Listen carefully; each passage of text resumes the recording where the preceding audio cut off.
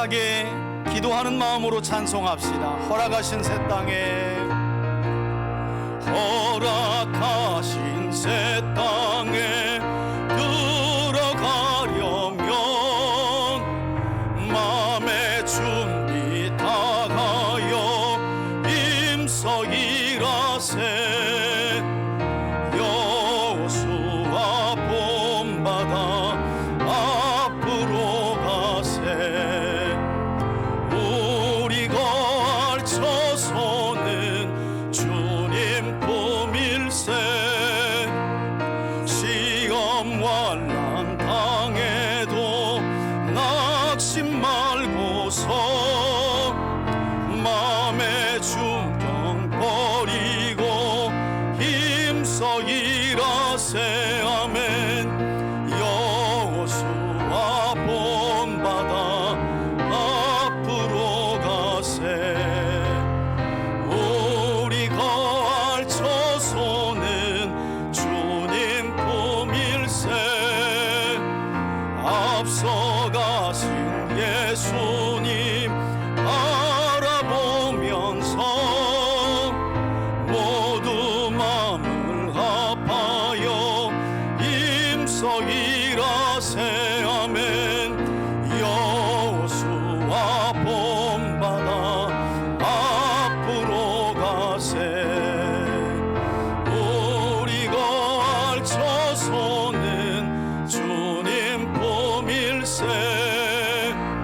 일할 곳이 아직도 많이 있으니 담대하게 나가서 힘써 일하세. 아멘.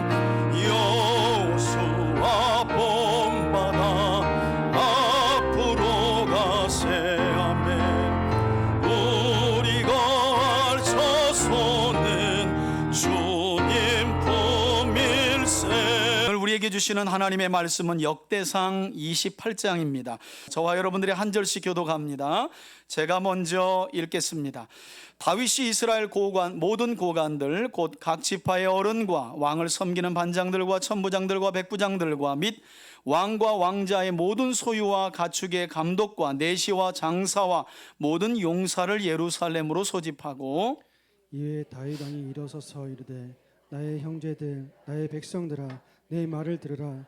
나는 여호와의 언약궤 곧 우리 하나님의 발판을 봉인할 성전을 건축할 마음이 있어서 건축할 재료를 준비하였으나 하나님이 내게 이르시되 너는 전쟁을 많이 한 사람이라 피를 많이 흘렸으니 내 이름을 위하여 성전을 건축하지 못하리라 하셨느니라.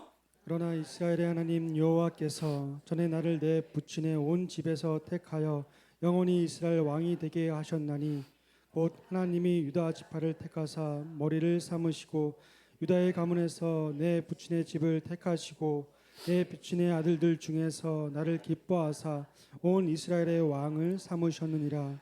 여호와께서 내게 여러 아들을 주시고 그 모든 아들 중에서 내 아들 솔로몬을 택하사 여호와의 나라 왕위에 앉혀 이스라엘을 다스리게 하려 하실세. 내게 이르시기를 내 아들 솔로몬 그가 내 성전을 건축하고 내 여러 뜰을 만들리니 이는 내가 그를 택하여 내 아들로 삼고 나는 그의 아버지가 될 것임이니라. 그가 만일 나의 계명과 법도를 힘써 준행하기를 오늘과 같이 하면 내가 그의 나라를 영원히 견고하게 하리라 하셨느니라. 이제 너희는 온 이스라엘 곧 여호와의 회중이 보는 데서와 우리 하나님이 들으시는 데서 너희 하나님 여호와의 모든 계명을 구하여 지키기로 하라.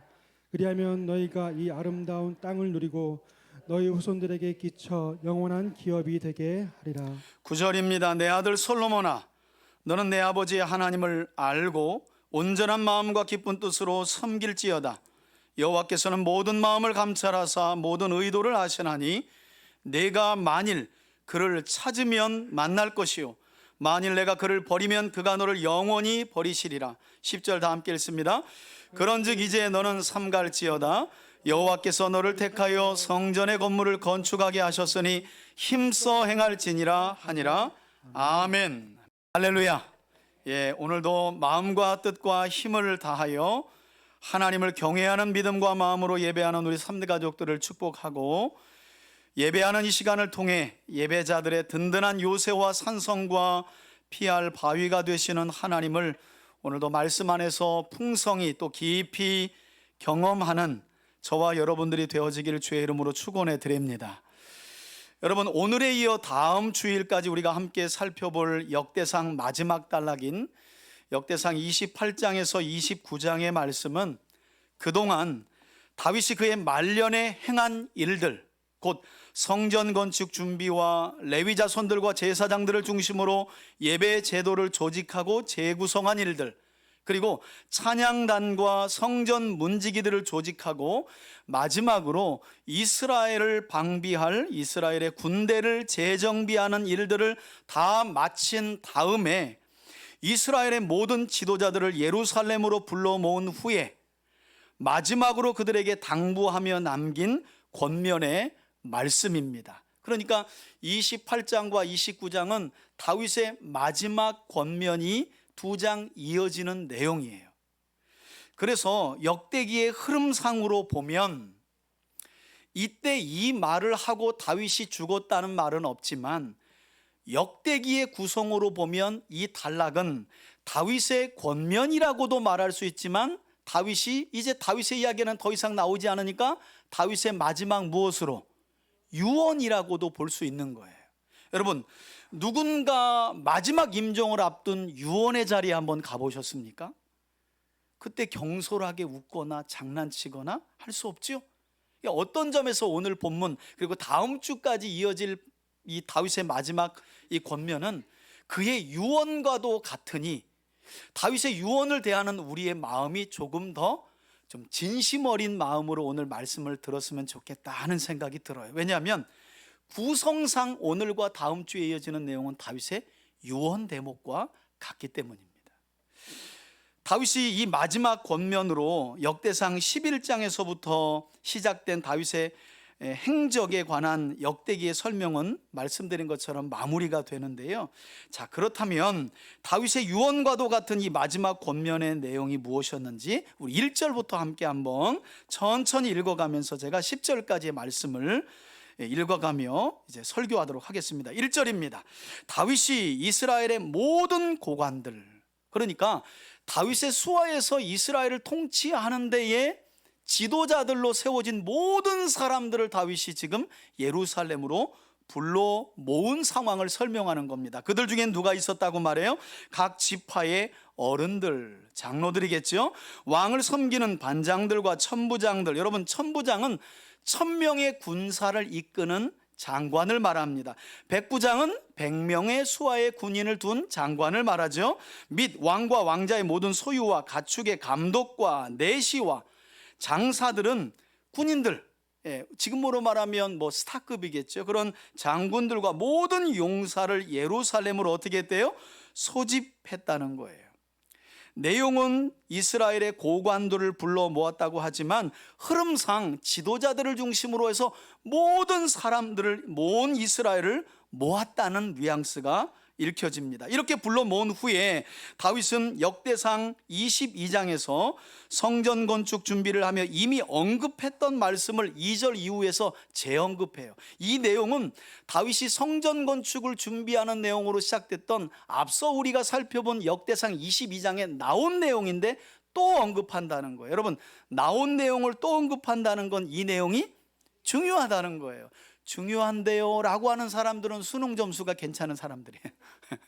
자, 그 내용을 다시 언급합니다. 2절 보세요.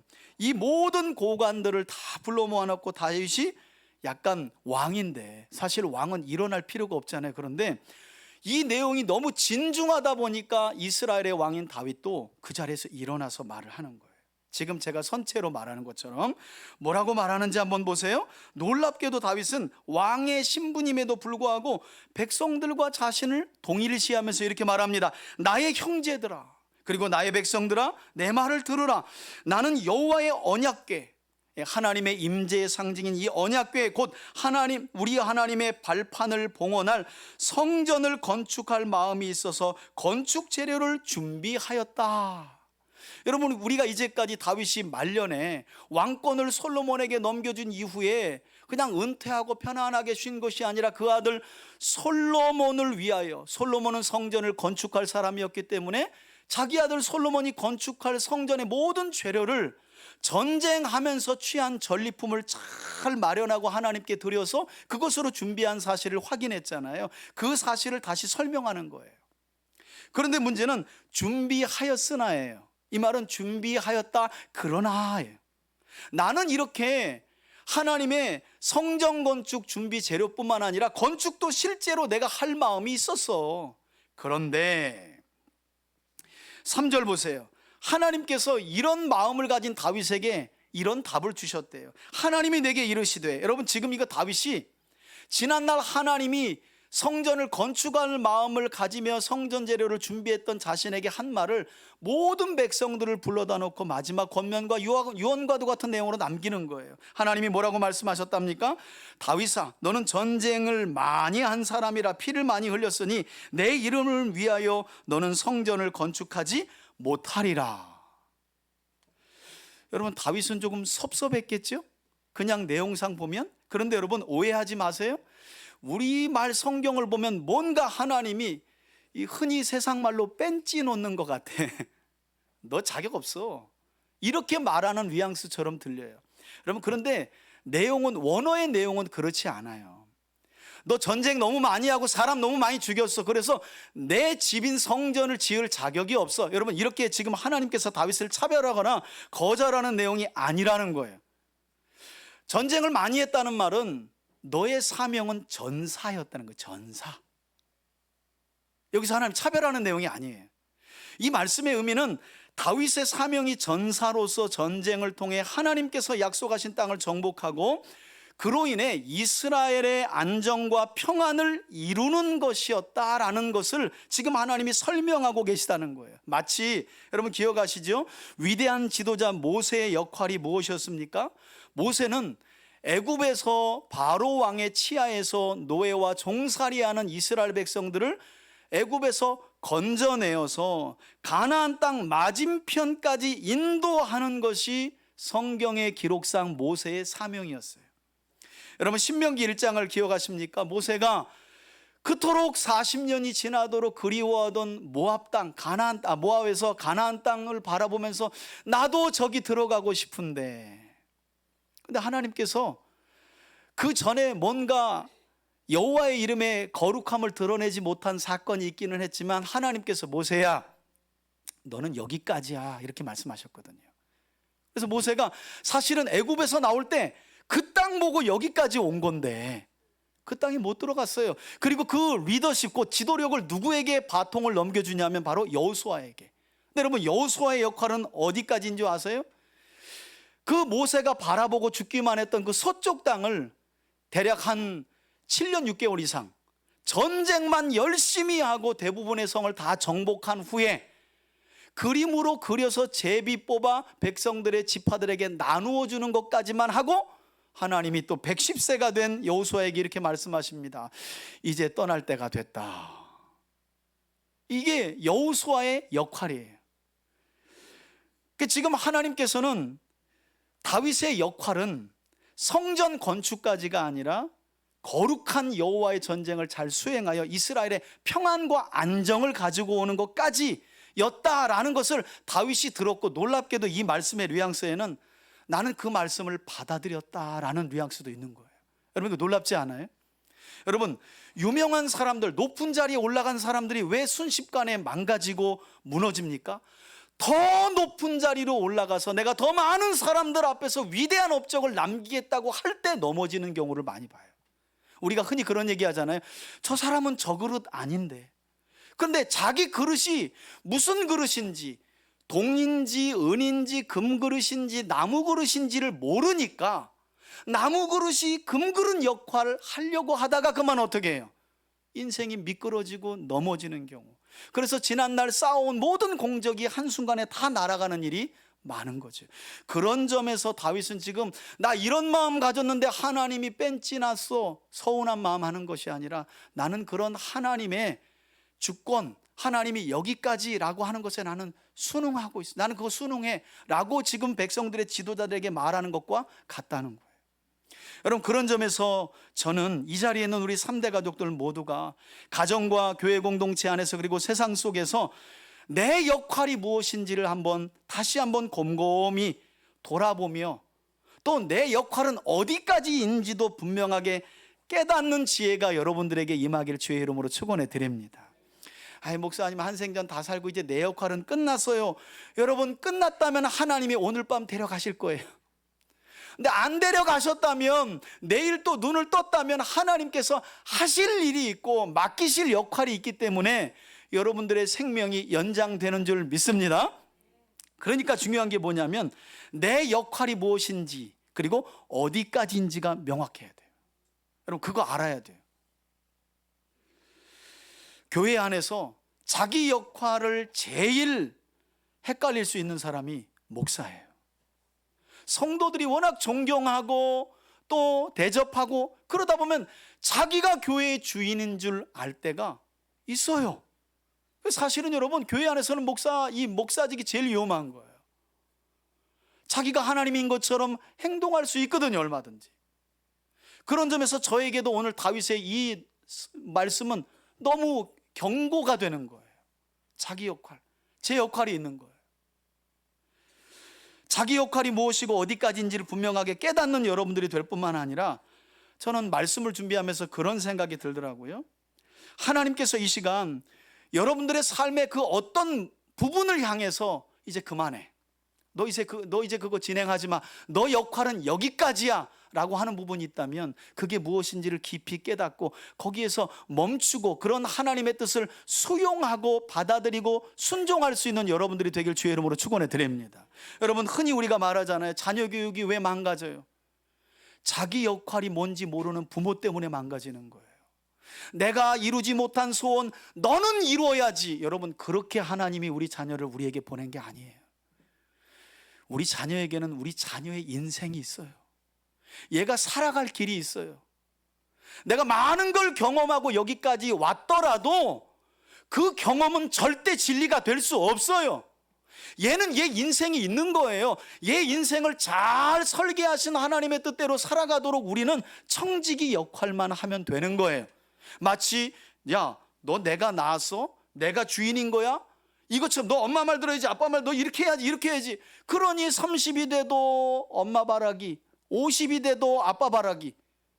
이게 사실 한국교회 문제 아니겠어요? 그러니까 어떤 점에서는 자기 역할이 어디까지인지 그리고 내 역할이 무엇인지를 아는 거, 이거 너무 중요하다는 거예요. 다윗의 이 말씀을 보니까. 여러분, 다시 한번 말씀드립니다. 하나님께서 너 이제 그 이상 그거 하지 마 하는 부분이 여러분 삶에 적용되고 깨달아진다면 그거 받아들이세요. 여러분, 더 간다고 뭐 이루어지는 거 아니에요. 어떤 경우는 하나님께 딱 여기까지 내가 할 일, 다윗이 딱 성전 건축 재료 준비하는 것까지, 여러분 다윗이라고. 여러분, 어떤 목사가 성전 건축할 땅과 건축할 돈 수십억과 다 설계도까지 해가지고 후임 목사 당신이 이 건물 건축하고 영광 다 받으세요 할 목사들이 얼마나 될까요? 그 쉽지 않은 거예요. 다윗이 할 수 없어서가 아니에요, 여러분.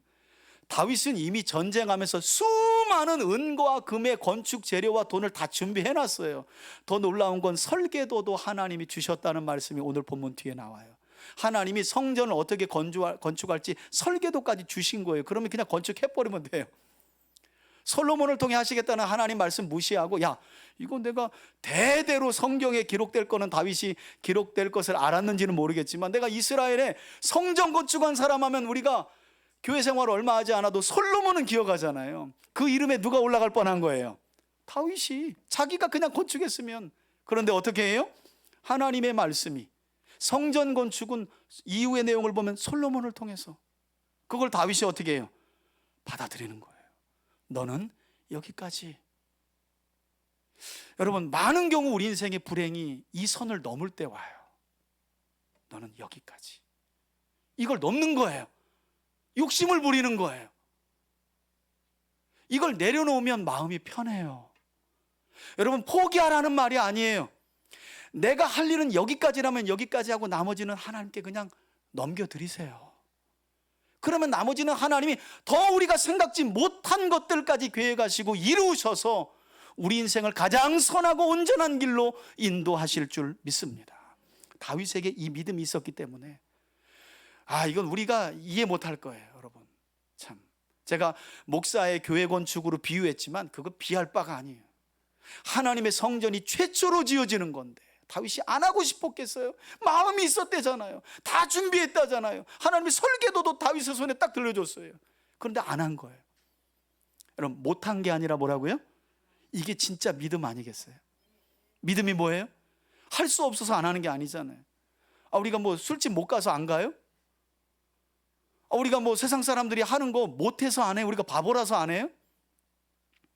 못하는 게 아니라 하나님의 백성이기 때문에 안 하는 거죠.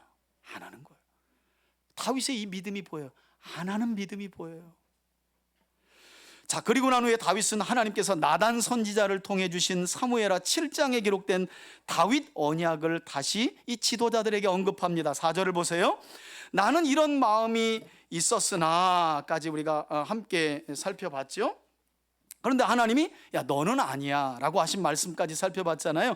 그런데 4절 보세요. 그러나 이스라엘의 하나님 여호와께서 전에 나를 내 부친 이새의 온 집에서 뭐하여, 여러분 지금부터는 택하여라는 말이 나오면 동그라미를 치셔야 돼요. 영원히 이스라엘의 왕이 되게 하셨나니. 여러분, 사실 다윗은 이스라엘로 보자면 이스라엘 유다의 베들레헴이라고 하는 정말 우리로 말하면 깡촌에서 다윗의 아버지 이새는 양치는 사람이에요. 그런데 놀랍게도 다윗이 뭐라 그랬냐면, 내가 비록 성전 건축의 주인공은 아니지만 이미 나는 지난날 하나님의 은혜를 너무 크게 받았다는 거예요. 왜? 별 볼 일 없는 베들레헴의 깡촌의 목동 집안에서 하나님이 자신과 같은 왕을 세우셨다는 말을 하는 거예요. 그러니까 지금 그 이야기예요. 왕이 되게 하셨나니 곧 하나님이 우리 집안인 유다 지파를, 여기 또 나오죠, 택하사. 머리라는 말은 통치자를 삼으셨다는 말이에요. 실제로 다윗이 이스라엘의 왕이 됐잖아요. 유다의 가문에서 내 부친의 집을 여기 뭐예요? 택하시고 내 부친의 아들들 중에서 특별히, 여러분 다윗의 아버지인 이새에게는 8명의 아들들이 있었어요. 그 가운데 다윗은 말째예요. 8번째 아들이었어요.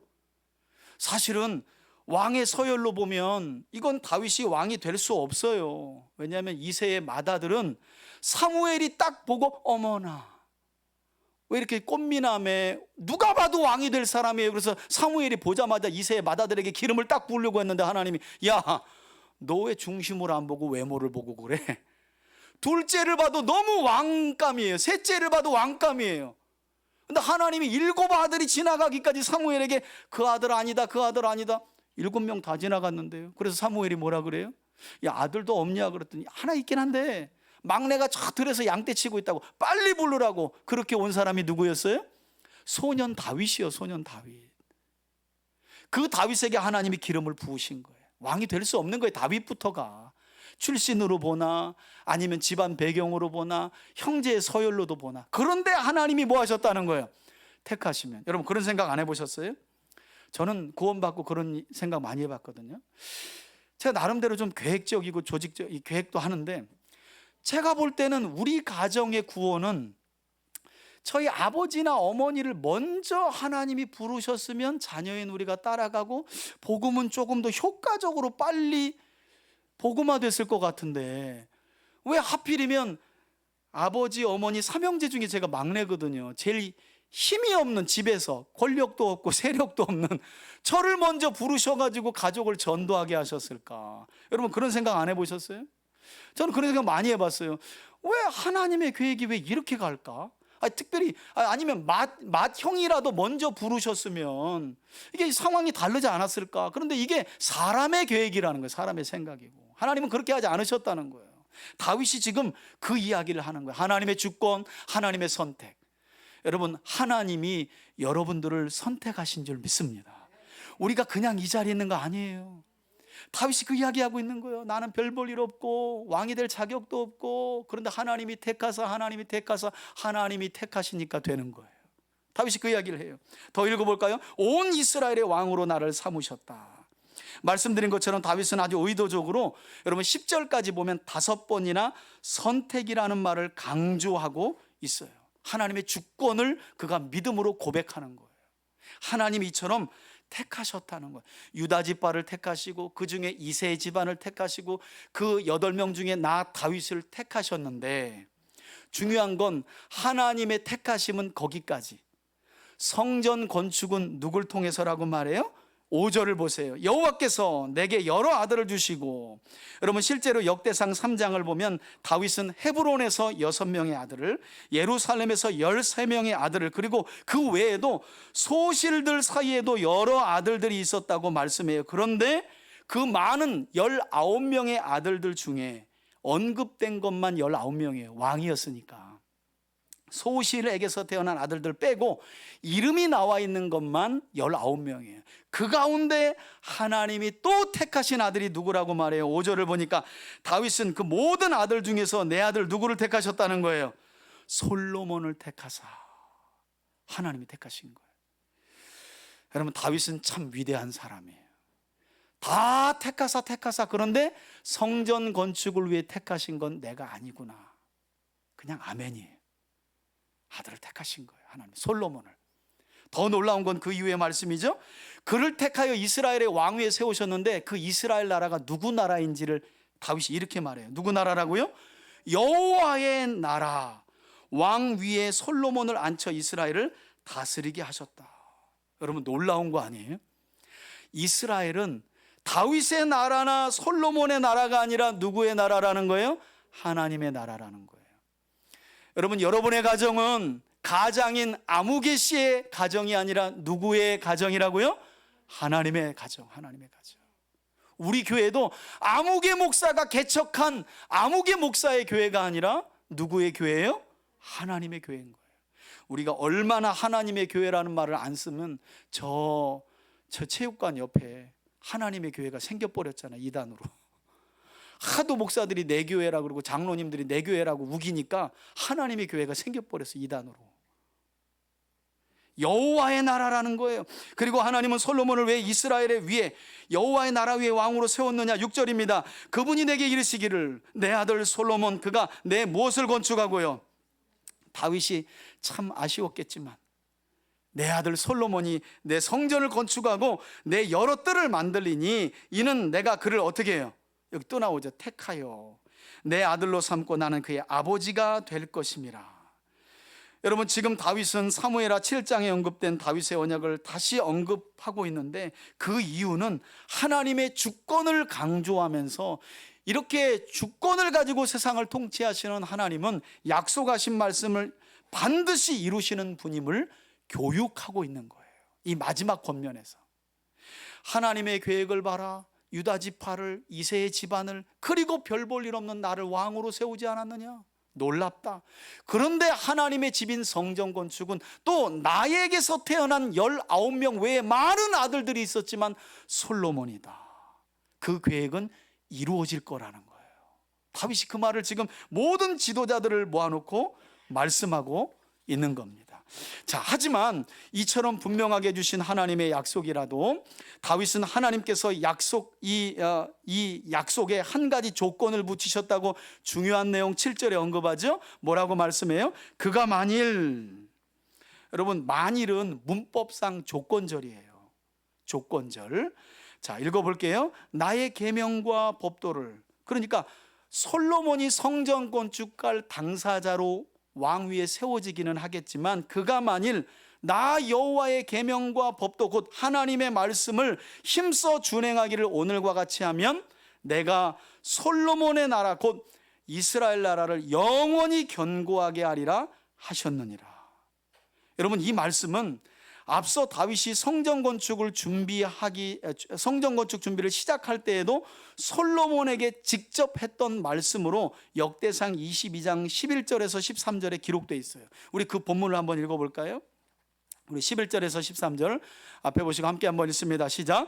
이제 내 아들아, 여호와께서 너와 함께 계시기를 원하며 내가 형통하여 여호와께서 내게 대하여 말씀하신 대로 내 하나님 여호와의 성전을 건축하며 여호와께서 내게 지혜와 총명을 주사 내게 이스라엘을 다스리게 하시고 내 하나님 여호와의 율법을 지키게 하시기를 더욱 원하노라. 13절입니다. 그때에 내가 만일 여호와께서 모세를 통하여 이스라엘에게 명령하신, 여기 나오죠? 모든 규례와 법도를 삼가 행하면 형통하리니 강하고 담대하여 두려워하지 말고 놀라지 말지어다. 아멘. 이렇게 이미 다윗은 성전을 건축할 솔로몬에게 내가 다 준비해놨으니까 너는 그냥 성전 건축만 해, 이 내용만 전달한 게 아니라니까요. 왜냐하면 하나님의 목적은 건축물 자체에 있지 않기 때문이에요. 솔로몬아, 잘 들어라. 하나님 말씀을 힘써 준행하는 게 1번이다, 이 이야기를 했다니까요. 그런데 지금 또 하고 있는 거고, 여기뿐만 아니라 열왕기상 2장을 보면 다윗이 솔로몬에게 유언을 남기는 내용이 나오거든요. 거기 또 요 내용이 나와요. 여러분 앞에 보시고 열왕기상 2장 1절에서 3절을 함께 읽겠습니다. 함께 읽습니다. 시작. 다윗이 죽을 날이 임박하매 그의 아들 솔로몬에게 명령하여 이르되, 내가 이제 세상 모든 사람이 가는 길로 가게 되었노니 너는 힘써 대장부가 되고 내 하나님 여호와의 명령을 지켜 그 길로 행하여 그 법률과 계명과 율례와 증거를 모세의 율법에 기록된 대로 지키라. 그리하면 내가 무엇을 하든지 어디로 가든지 형통할지라. 아멘. 여러분, 이처럼 다윗은 하나님께서 성전을 건축할 사람으로 자기 아들 솔로몬을 선택하고 선택하고 선택하여 선택하셨지만, 당사자인 솔로몬이 하나님의 말씀에 순종할 때에 이 모든 일들이 형통할 수 있다는 사실을 앞으로 솔로몬을 도와서 성전을 건축하며 그곳에서 하나님을 예배할 지도자들에게 이 말씀을 전달했다는 거예요. 다시 말해 다윗은 그가 성전 건축 재료를 완벽하게 준비하고 또 레위 자손들과 제사장들을 조직하여 찬양단과 성전 문지기 그리고 이스라엘의 군대를 조직하여 세웠을지라도 이스라엘의 왕이 될 솔로몬이 하나님의 말씀을 지켜 순종하지 않으면 이스라엘 나라 곧 여호와의 나라는 견고하게 세워질 수 없다는 사실을 모든 지도자들을 불러다 놓고 교육했다는 것입니다. 그리고 역대기 기자는 이러한 역사적 교훈을 이제 바벨론 포로 생활에서 돌아와서 이스라엘을 새롭게 재건하며 성전을 건축할 백성들에게 지금 역대기를 기록하며 재교육하고 있는 거예요. 여러분, 다윗은 이 하나님의 명령이 얼마나 중요했던지 하나님께서 솔로몬에게 하신 이 명령을 이제 확장해 가지고 예루살렘에 불러 모아놓은 지도자들에게까지도 적용하며 권면해요. 솔로몬에게만 주신 말씀 아니다, 이거 온 이스라엘에게, 특별히 지도자인 너희에게도 주신 말씀이야 라고 하면서 8절 보세요. 이제 너희는 온 이스라엘 곧 여호와의 회중이 백성들이 보는 앞에서, 그리고 우리 하나님이 보시고 들으시는 앞에서 지도자들에게 이렇게 말하는 거예요. 너희 하나님 여호와의 모든 계명을 구하여 지키기로 하라. 그리하면 너희가 이 아름다운 땅을 누리고 너희 후손에게 끼쳐 영원한 기업이 되게 하리라. 아멘. 여러분, 여기서 깨닫는 것이 무엇입니까? 하나님은 솔로몬을 통해 단순히 성전이라는 건축물 하나를 짓고자 욕심내신 것이 아니라는 거예요. 여러분, 온 우주가 하나님이 거할 처소고 집인데, 하나님이, 여러분, 솔로몬 성전이 얼마나 클 것 같아요? 제가 가보지는 않았지만 그 당시의 규격을 오늘날 미터로 계산해서 평으로 재니까 대략 70평 후에서 90평 안쪽이에요. 여러분, 그냥 오가시면서 다니시기 때문에 잘 모르시죠? 우리 교회가 상가에 있지만 전체가 여러분 이게 130평입니다. 그러니까 솔로몬이 앞으로 다윗이 준비하고 솔로몬이 건축할 성전보다 지금 현재 우리 교회가 더 커요, 작아요? 평수로는 큰 거예요, 여러분. 솔로몬의 성전이라고 해봐야 70에서 90평밖에 안 됐다니까요. 그런데 하나님께서 그런 작은 성전에 눈과 마음을 두시겠다고 말씀하시잖아요. 이게 놀라운 거라는 거예요. 그런데 그렇게 하나님의 마음이 성전을 향하여 있고 하나님의 눈이 성전을 향하여 있으려면 왕인 솔로몬뿐만 아니라 백성들이 어디를 주목해야 된다는 거예요? 하나님의 말씀. 하나님의 말씀. 그래서 백성들의 지도자들에게도 여호와의 모든 계명을 구하여 지키기로, 너희 이거 솔로몬에게 주신 말씀이지만 너희도 이 자리에서 하나님이 보시는 가운데 백성들이 보는 앞에서 너희들 맹세해. 빨리. 다윗이 이 이야기를 하고 있는 거예요. 맹세하라고. 여러분, 역대기를 통해 다윗의 이 마지막 권면을 들었던 포로에서 귀환한 백성들의 심정을 한번 생각해 보세요. 아마 그들은 역대기 기자가 다윗의 이야기를 다시 들려줄 때 아마 많이 울었을 거예요. 왜냐하면 결국 다윗이 성전 짓기 전에 온 백성들의 지도자들을 불러놓고 했던 말씀 그대로가 역사가 되어버렸거든요.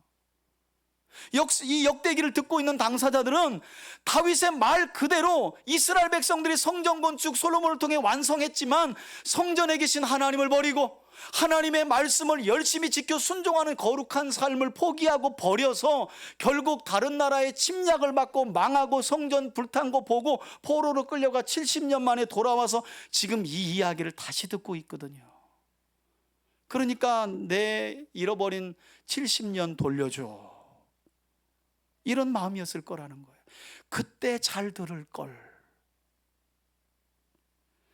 여러분, 이스라엘의 역사를 돌아보면 지난날 하나님께서 모세를 통해 이스라엘 백성들을 애굽에서 구원하신 후에 재밌는 내용은 하나님께서 아브라함 때부터 약속하신 땅이 가나안 땅인데 이스라엘 백성들을 출애굽한 이후에 애굽에서 탈출시킨 이후에 바로 두 주면 갈 수 있는 가나안 땅으로 들이지 않고 광야에서 40년 동안 뺑뺑이를 돌리세요.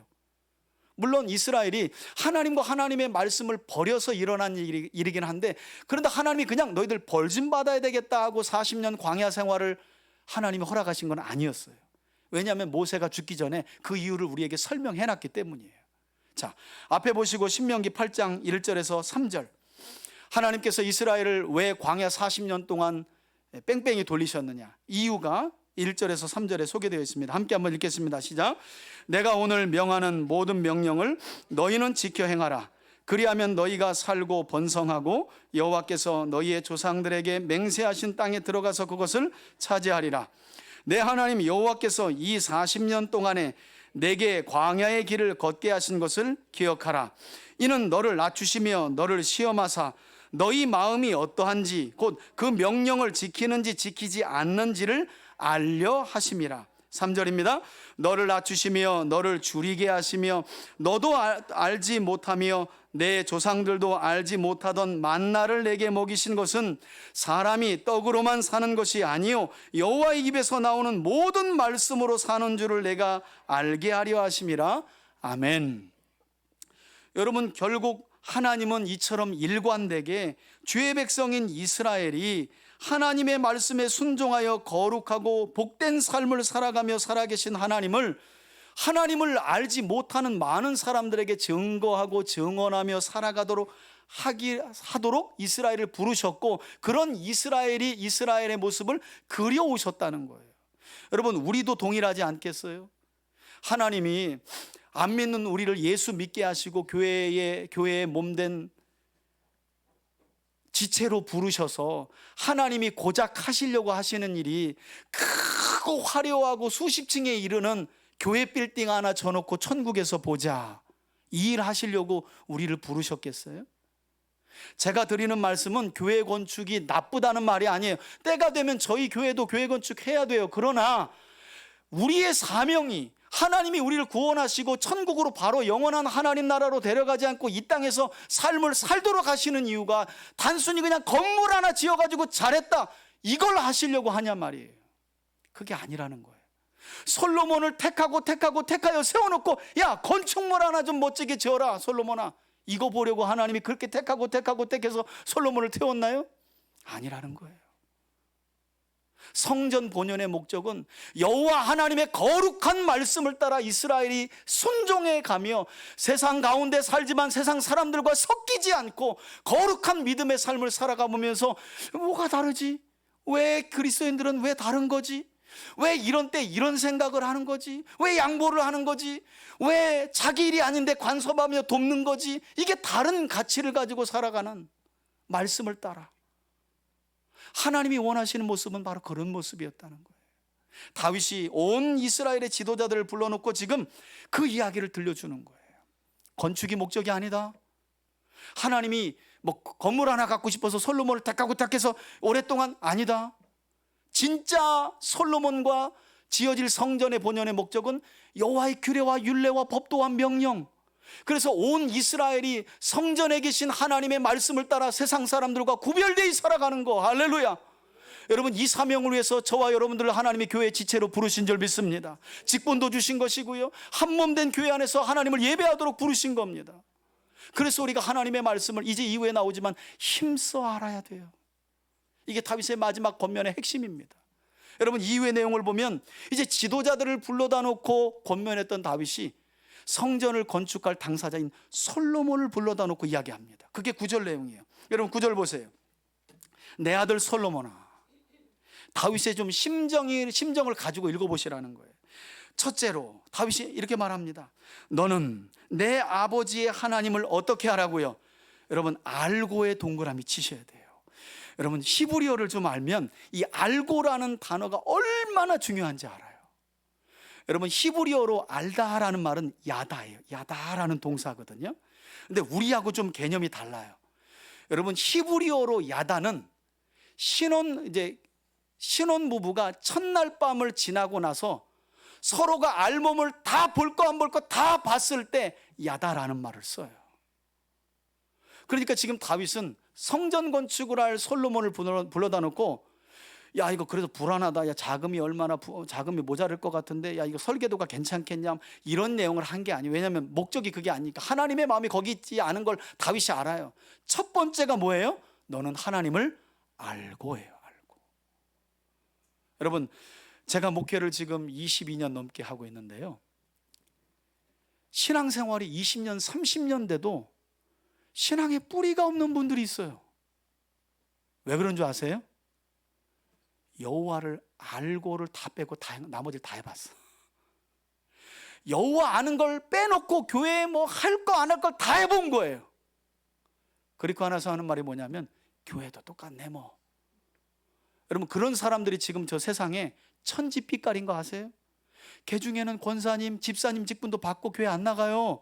물어보면, 아이고 목사님, 내가 뭐 교회 생활 안 해본 게 아니에요 하면서 또 가르쳐요.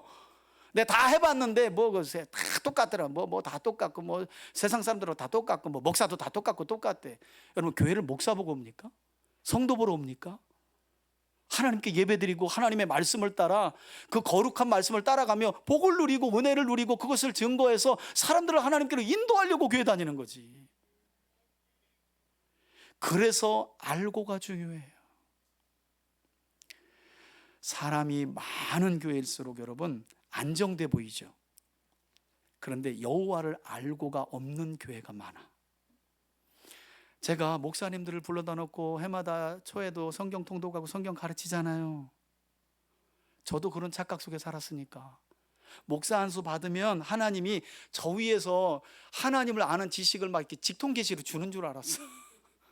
왜냐면 나는 그래도 목사니까. 네, 그렇지 않아요. 기록된 주의 말씀을 통해 여호와를 알고 해요. 알고. 여러분, 신앙의 건강성은 어디에 있나요?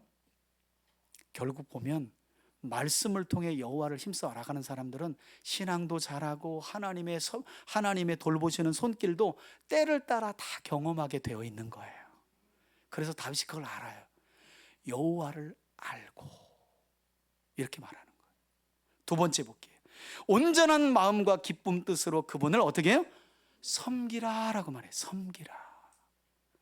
여러분, 사람이 알기만 많이 하면요, 머리가 이따만큼 커가지고요, 아이 목사 그거 다 알아요 그래. 제가 지난 주간에 목사님들과 독서 모임을 진행하면서 한 목사님이 그런 얘기를 해요. 오늘날 우리 자녀들을 영적으로 다시 그려내면 어떤 모습일까? 그걸 이제 우리 오늘날 그리스도인들을 영적으로 그린다면 어떤 모습이 나올까, 이렇게 나오거든요. 그분이 재밌는 얘기를 하는 거예요. 여러분, 우리가 뭐 눈만 뜨면 성경은 안 봐도 유튜브는 보잖아요. 그러니까 그분이 만일 오늘날 그리스도인들을 영적으로 묘사한다면 눈이 이만하게 그려야 되고요, 귀가 이만하게 그려야 되는데 손발이 이렇게 붙어 있는, 이렇게 그릴 거다라고 말해요. 여러분, 동의가 되십니까? 맞아요. 많은 유튜브와 설교를 통해서 많이 보고 귀는 이만해졌는데 절대 오늘날 교회 특징이 뭐냐면 나는 봉사 안 하려고 그래요. 나는 섬기지 않으려고 그래요. 그래서 손과 발이 아마 이렇게 붙어 있을 거예요. 기해홍아처럼. 아마 그렇게 그려야 맞을 거라는 말을 하더라고요. 제가 동감했어요. 다윗은 그렇게 말해요. 여호와를 알고 섬겨라 그래요. 여러분, 목사님 하나님 안 보이는데 어떻게 섬겨요? 예수님 이렇게 말씀하시죠.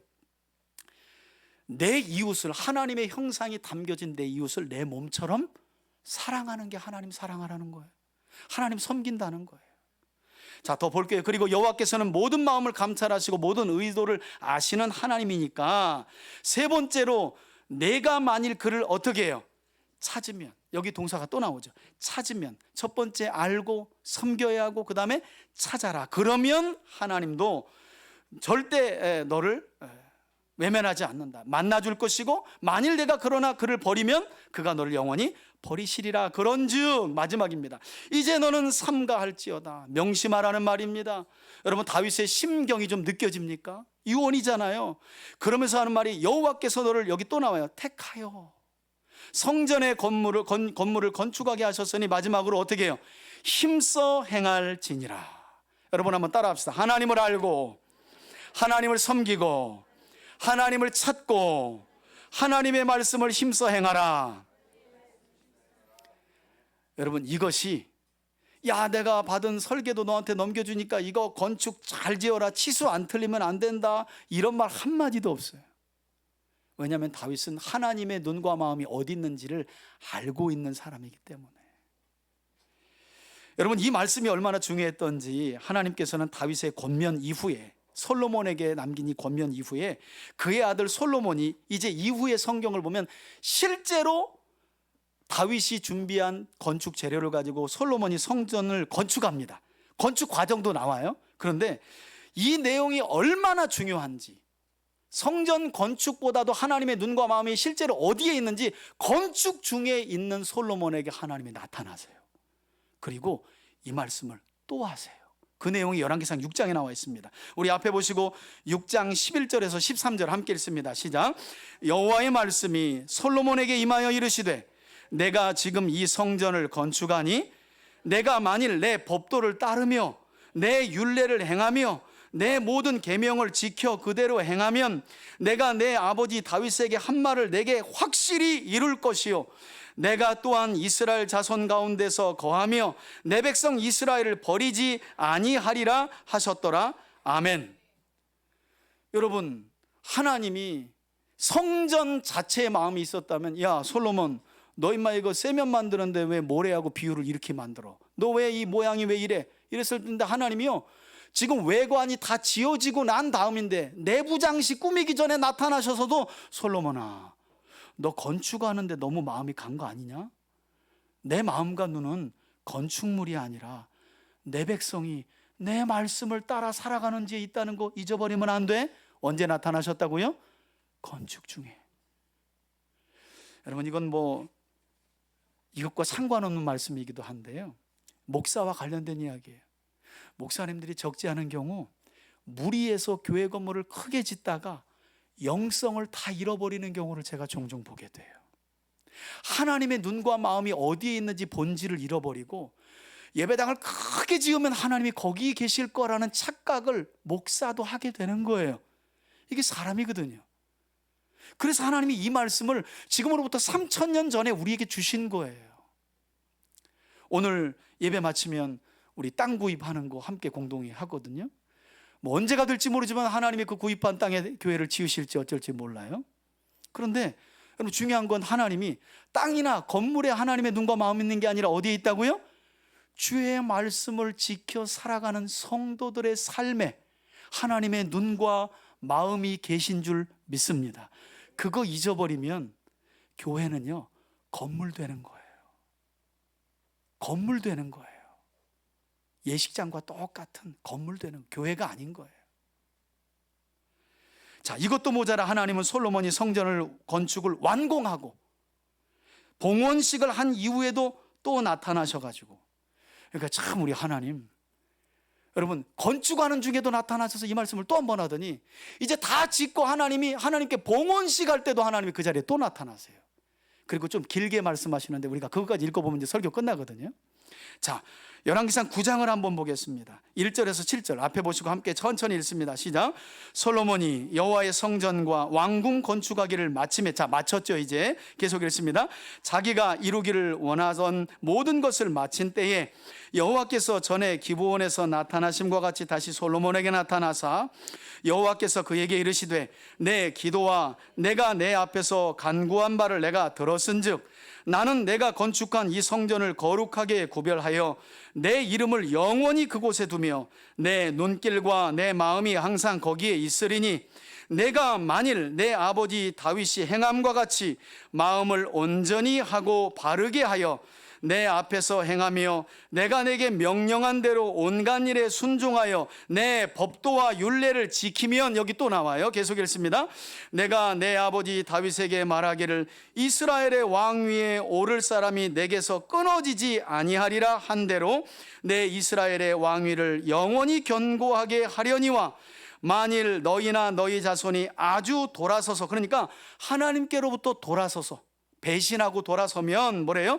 나를 따르지 아니하며 내가 너희 앞에 둔 나의 계명과 법도를 지키지 아니하고 가서 다른 신을 섬겨 그것을 경배하면 내가 이스라엘을 내게 그들에게 준 땅에서 끊어버릴 것이요 내 이름을 위하여 내가 거룩하게 구별한 이 성전, 이거 누가 건축한 성전?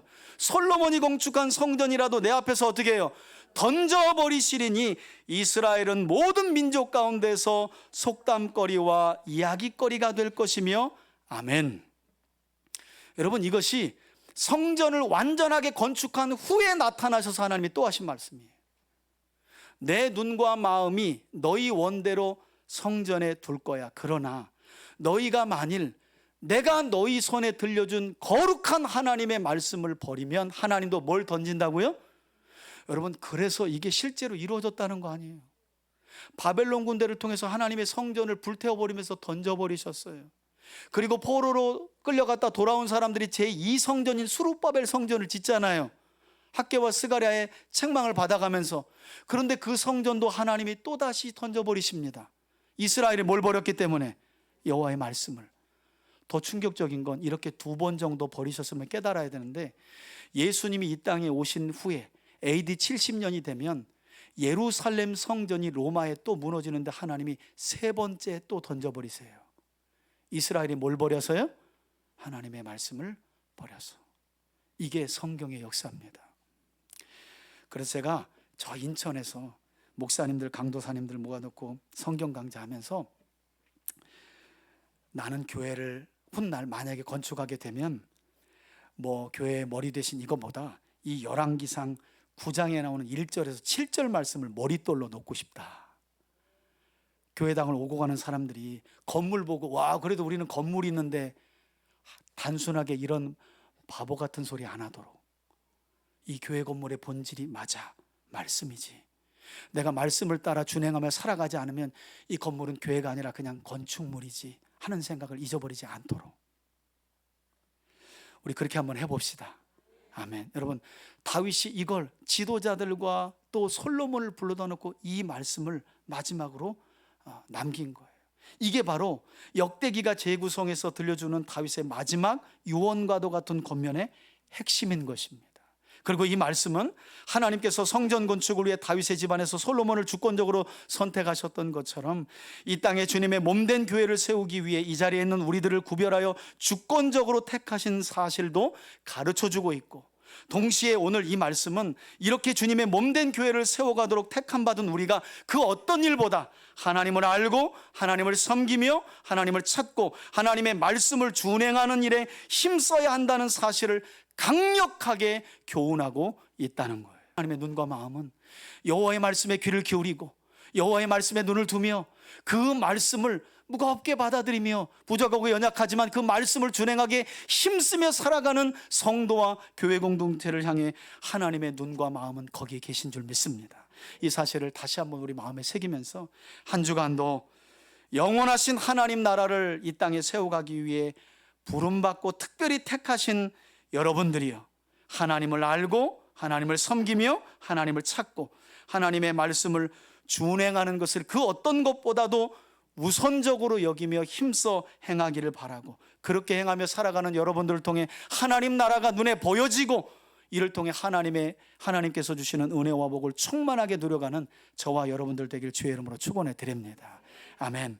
우리 주 예수 그리스도의 은혜와 하나님 아버지의 사랑과 성령의 교통하심이 다윗의 마지막 권면을 통하여 교회와 이 시대의 성도들에게 주시는 하나님의 유언과도 같은 음성이 무엇인지를 깨닫고 한 주간도 그 유언을 따라 살아가기를 소망하고 결단하는 우리 교우들 머리 위에, 저들의 가정과 기업과 자녀들 위해 이제로부터 영원토록 함께 계실지어다. 아멘.